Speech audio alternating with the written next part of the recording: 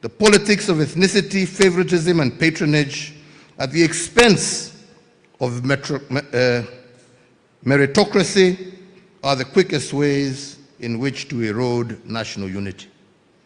Thirdly, personalization of the state means that institutions designed to safeguard continuity of governments are weakened.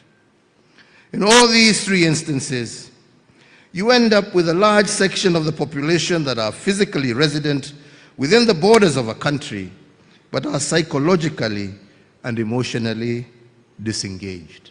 That is what you call apathy. And I heard you guys trying to talk here about apathy. That is what causes apathy, because the people you want to lead are disengaged from yourselves.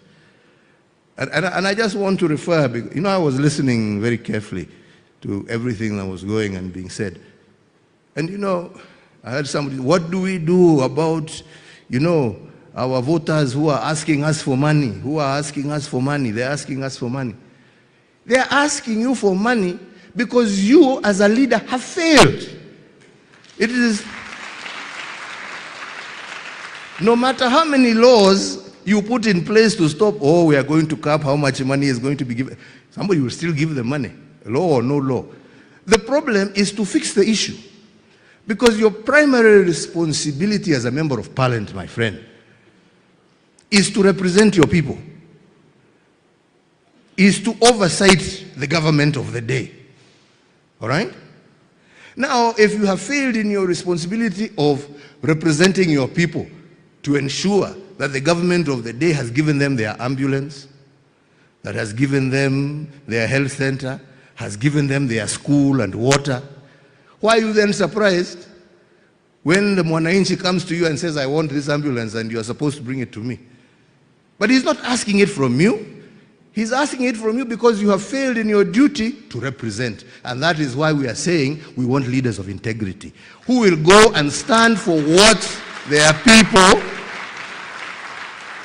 have sent them to parliament to do. You were sent to parliament to go and speak on behalf of your people, not to speak on behalf of your stomach, my friend.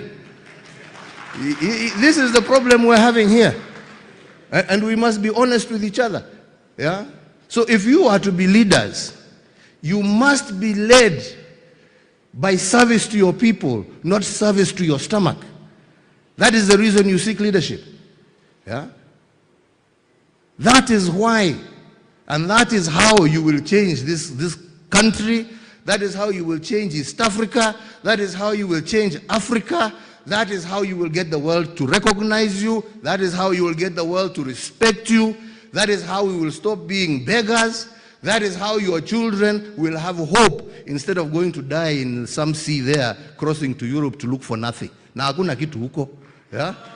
Yeah?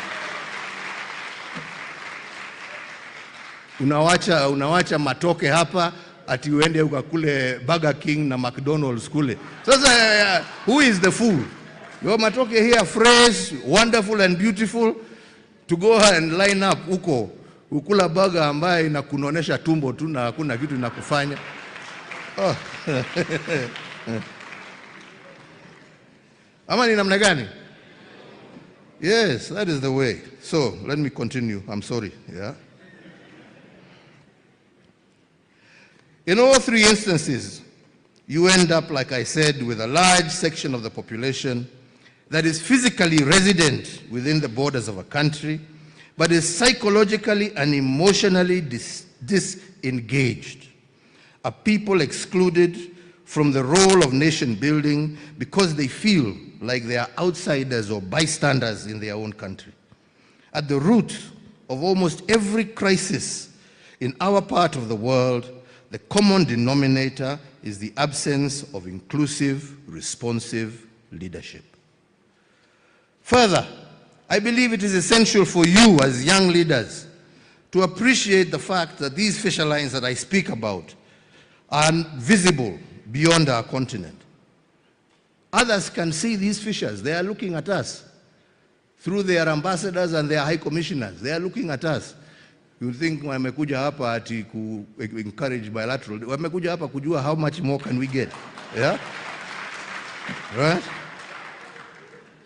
These fissures, they are visible to them. And as such, they have made our continent fair game for destructive proxy wars sponsored by nations with significant economic and military strength. These actors have the strategic intent of using the chaos and confusion perpetrated by self-serving leaders across our human capital to access our human capital, our mineral wealth, our agricultural potential, to grow their own economies at our own expense. To compound this further, society is experiencing